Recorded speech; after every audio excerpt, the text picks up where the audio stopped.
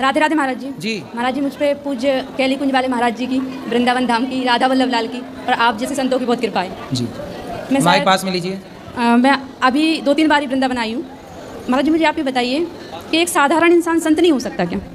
सभी संत हो, देखो संत होने के लिए क्या कपड़े बदलना जरूरी नहीं होता, घर छोड़ना जरूरी नहीं होता। संत बनने के लिए आप पति पत्नी साथ में रहकर ईश्वर का चिंतन करते हुए हर प्राणी में भगवान का दर्शन करके सबकी सेवा करें तो आप गृहस्थ संत हैं। संत होने के लिए कपड़ा नहीं बदलना, ना घर छोड़ना, आपको केवल प्रभु से प्रेम करना है। अब घर भी छोड़ दिया आपने, कपड़े भी रंगा लिए माना की, लेकिन प्रभु से प्रेम हुआ ही नहीं, तो ऐसे संत बनने का क्या फायदा?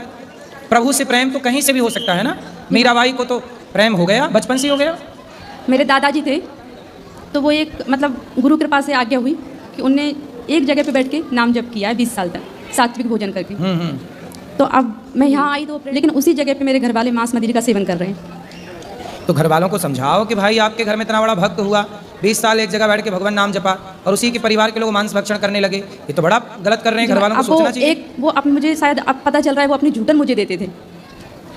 तो वो ये बोल रहे हैं कि ये लड़कों को क्यों नहीं दी, लड़कों को क्यों नहीं दी दादाजी ने झूठन। अच्छा जी, मुझे ना झूठन का पता था, संतों की झूठन की महिमा क्या होती है, लेकिन पूज्य महाराज जी की कृपा से और वीडियो को सुन के। नहीं तो सही है ना, आप पर कृपा करनी थी, आपको प्रभु अपने से जोड़ना चाहते थे इसलिए। तो अभी कुछ लोग तो डिप्रेशन से बाहर आ चुके हैं, कुछ बच्चे जो गलत रास्ते पे थे वो भी महाराज जी की कृपा से और एक बार राधा राधा बोलने से सही रास्ते पे आ गए। सही है, लेकिन अभी कुछ विश्वास नहीं कर रहे हैं कि ऐसे कैसे हो सकता है। वो इसलिए विश्वास नहीं करते क्योंकि वो जानते ही नहीं है ना संतों की महिमा, भगवान की महिमा सब थोड़ी जानते हैं। और सब जान जाएंगे तो फिर सब हीरा ही हीरा हो जाएगा। तो फिर उनका कहना है अगर एक बार महाराज जी कह दें अपने मुख से क्या कि वाकई में ये कृपा है और उन्हें छोड़ना चाहिए। क्या छोड़ना चाहिए? मांस मदिरा उस जगह पे। हाँ बिल्कुल छोड़ना चाहिए भाई, कृपा संतों की कृपा तभी प्राप्त होती है। और महाराज जी बहुत परेशान है, वो लोग झूठे आरोप लग रहे हैं, 3-3 महीने जेल होके आ गए।